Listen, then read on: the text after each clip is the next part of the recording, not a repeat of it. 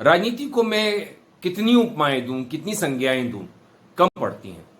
बेदर्द कहूं, कमबख्त कहूं, जालिम कहूं। अच्छा खासा आदमी राजनीति में अगर आ जाए तो वो पैदल हो जाता है, उन लोगों के आगे पैदल हो जाता है, उन लोगों के आगे घुटने टेकने पड़ते हैं।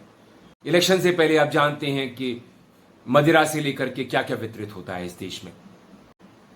तमाम जातीय संतुलन, धार्मिक संतुलन, क्षेत्रीय संतुलन साधने होते हैं दलों को, नेताओं को। तब जाकर के चुनाव में, माफ करिए, विजयश्री हासिल होती है, आप नेता बनते हैं और भाग्यशाली हुए तो मंत्री बन जाते हैं। नमस्कार दोस्तों, मैं अरविंद पुकार में आपका अभिवादन करता हूं। नोएडा से भाजपा के सांसद हैं डॉक्टर महेश शर्मा।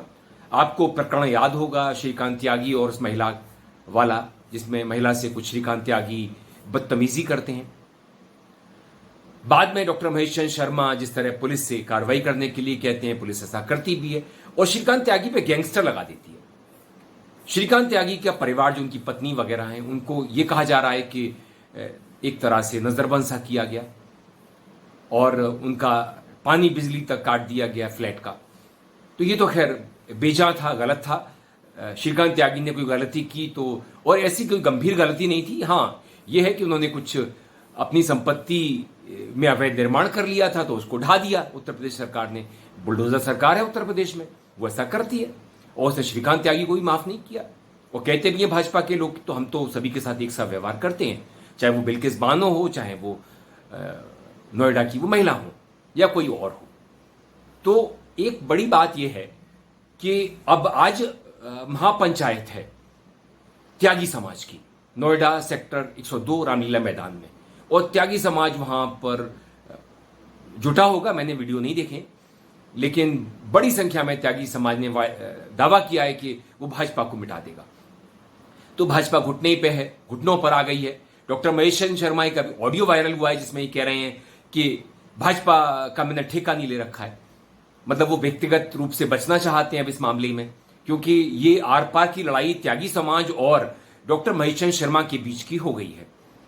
त्यागी समाज के कुछ लोग ये भी कह रहे हैं कि डॉक्टर महेश शर्मा श्रीकांत त्यागी का जो कद बढ़ रहा था उसको कतरना चाहते थे, छोटा करना चाहते थे, क्योंकि वो कहीं दावेदार था मुजफ्फरनगर से, नोएडा से, वगैरह वगैरह। होगी राजनीति वहां की लोग, और नोएडा में तमाम ऐसी राजनीति चल रही है कि वहां के कोई पुलिस अधिकारी हैं बड़े, वो भी इलेक्शन लड़ना चाहते हैं।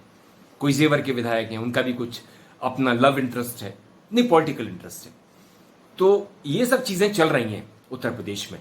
लेकिन एक बात इस पूरे प्रकरण से जाहिर होती है कि पहली चीज तो यह है कि पुलिस, अगर कार्रवाई किसी भी मामले में हो, चाहे श्रीकांत त्यागी हो या मैं हूं, अगर मामला ठीक है तो समझा बुझा करके भी काम हो जाता है।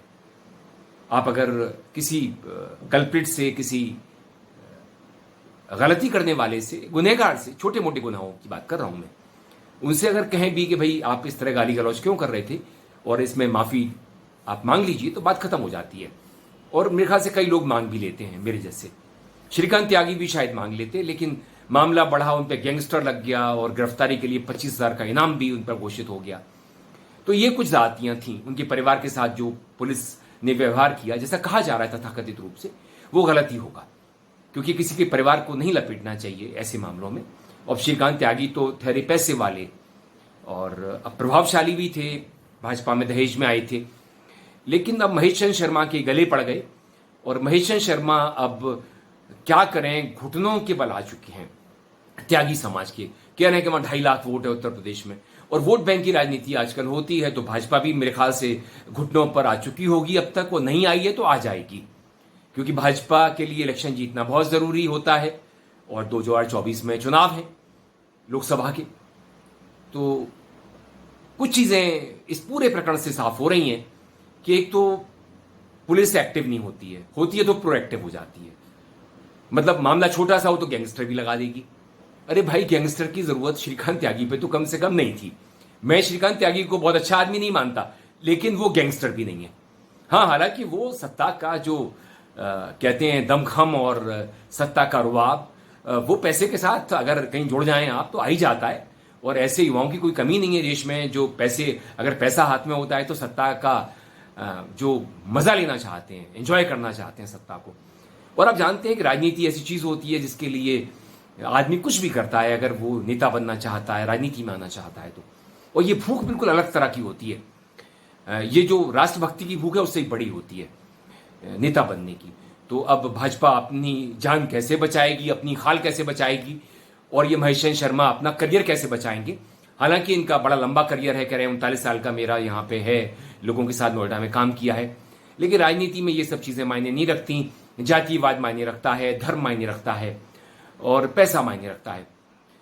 लेकिन अगर वोट बैंक आ जाए किसी दल के आगे तो कोई मायने नहीं रखता। महेश शर्मा जैसे लोगों की बलि दी जा सकती है, और हो सकता है कि भाजपा भी दे दे, क्योंकि भाजपा किसी की परवाह नहीं करती। मुसलमानों की तो करती नहीं है, हिंदुओं की भी नहीं करती। अगर वो नुकसान करें उसके वोट बैंक का, उनका नेता नुकसान करे वोट बैंक का। दोस्तों, अगर आपको ये मेरा वीडियो पसंद आए तो उसे लाइक कीजिए, शेयर कीजिए, चैनल को सब्सक्राइब कीजिए, बेल आइकन का बटन दबाइए, जिससे कि अगले वीडियो की नोटिफिकेशन आप तक पहुंच सके। मुझे आप अपनी प्रतिक्रियाएं कमेंट बॉक्स में और मेल आईडी पर भेज सकते हैं, मैं स्वागत करूंगा। नमस्कार।